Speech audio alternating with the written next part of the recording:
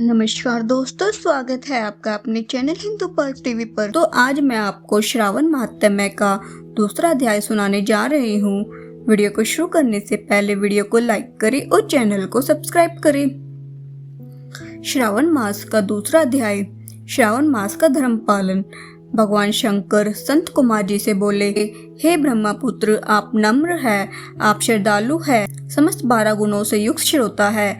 आपने श्रावण मास के बारे में जो पूछा है तथा जो पूछने से रह गया है वह सब मैं तुम्हें विस्तार पूर्वक बताता हूँ।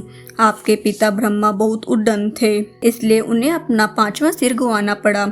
वे मत्सरता को छोड़ मेरी शरण में आए। मैं जो कुछ बताने जा रहा हूँ उसे एकाग्रचित होकर सुनो। श्रावण मास में नियमों का पालन कर व्रत रखकर सायंकाल को 4 बजे भोजन करना चाहिए। 1 मास तक रुद्राभिषेक करना चाहिए। अपनी प्रिय किसी एक वस्तु का त्याग करें। पुष्प, फल, धान्य, तुलसी के मंजूरी युक्त पत्ती और बेलपत्रों से मेरी लक्ष्य पूजा करें।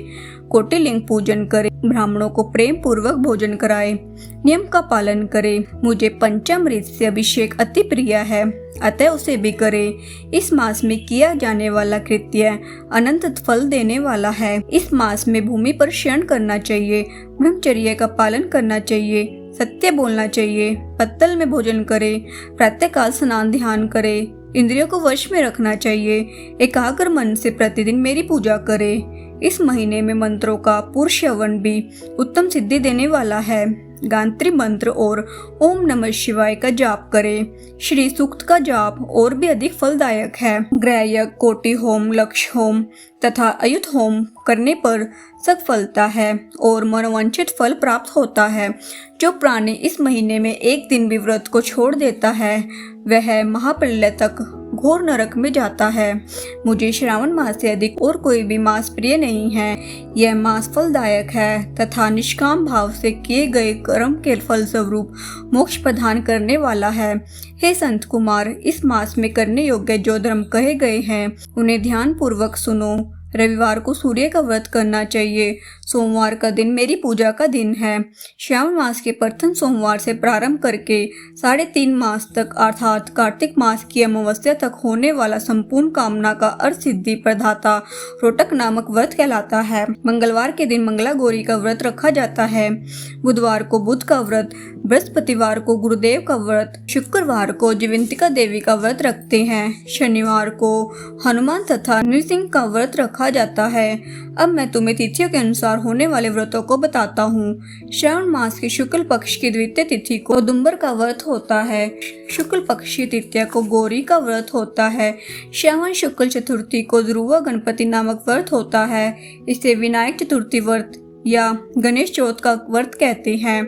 श्रावण शुक्ल पंचमी को नाग पूजन का व्रत रखा जाता है। श्रावण शुक्ल षष्ठी के दिन सुपोदन का व्रत रखा जाता है। श्रावण शुक्ल सप्तमी को शीतला देवी का व्रत रखा जाता है। अष्टमी और चतुर्थी तिथि में देवी का पवित्र रोपण करना चाहिए। श्रावण मास की कृष्ण तथा शुक्ल पक्ष की नवमी को नक्त व्रत का विधान है। शुक्ल पक्ष की दशमी को आशा नामक व्रत किया जाता है। कोई मनुष्य श्रावण मास की दोनों पक्षों की एकादशी को आशा व्रत रखते हैं। श्रावण शुक्ल पक्ष की द्वादशी को भगवान विष्णु का पवित्र रोपण करना कहा गया है, इसलिए इस तिथि को भगवान हरि का श्रीधर नाम से अर्चन उत्तम गति प्रदान कराता है। श्रावण शुक्ल पक्ष पूर्णिमा को उपाकर्म, सभादीप, रक्षाबंधन, श्रावणीकरम, सरबली तथा हयग्रीव जयंती बनाई जाती है।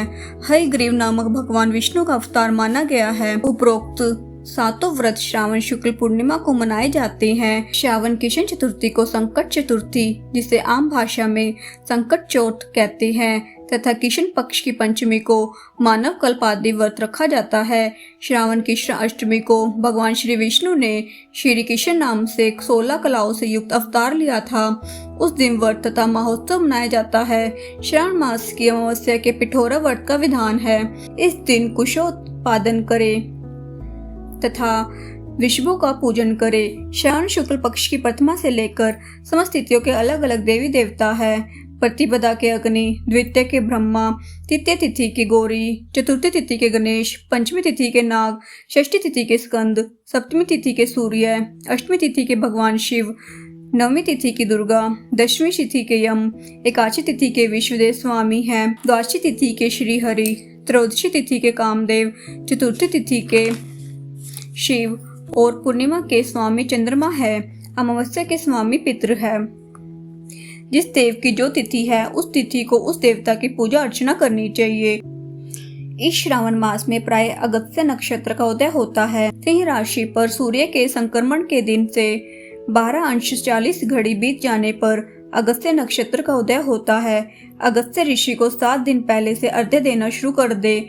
12 महीनों में सूर्य भगवान अलग अलग नाम से प्रज्वलित होते हैं। श्रावण मास में गर्भास्थ नाम से प्रज्वलित होते हैं, इसलिए श्रावण मास में भक्ति पूर्वक सूर्य देव का पूजन करना चाहिए। श्रावण मास में साग का त्याग करना चाहिए।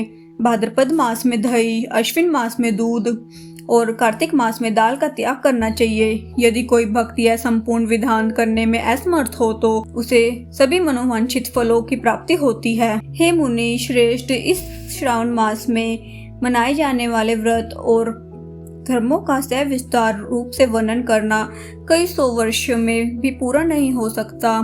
भक्तजन मेरे या श्री हरि के प्रीत्यर्थ संपूर्ण व्रत करे। मेरे और श्री हरि में कोई भेद नहीं है। मेरे भक्त श्री हरि को प्रिय है और श्री हरि के भक्त मुझे प्रिय है। जो प्राणी इसमें भेदभाव की कल्पना करते हैं या करेंगे वे नरकगामी होते हैं। हे संत कुमार, आप श्रावण मास में धर्म का पालन करें। इस प्रकार श्रावण महात्म्य का दूसरा अध्याय समाप्त हुआ। ओम नमः शिवाय।